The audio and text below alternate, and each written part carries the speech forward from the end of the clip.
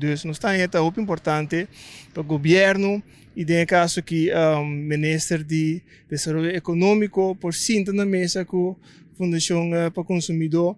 e dona na budget que na meste para sombra vooral de tempo aqui e está proyecta ainda que no futuro flete na lo sigue subir nós está importando mais que 95% de nossa comida, então nós está queda depender de importação, nós está queda depender de nosso supermercado não, tá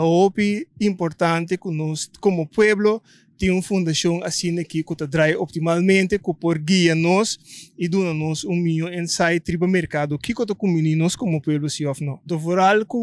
não tem uma tarefa também de vigilar a margem de ganância que tem riba produto não.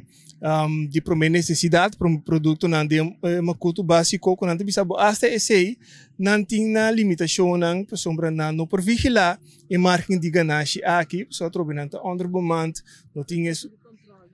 correto tapi sei tá importante também para não junto com o meio que se tem departamento de controle e handhaving por uniforça que você não como fundação tá se trabalho mais técnico de controle, etc. Então, meio está se handhaving para sancionar instância of comerciante também que tá falha com a margem de ganância de produto na riba de macuto básico.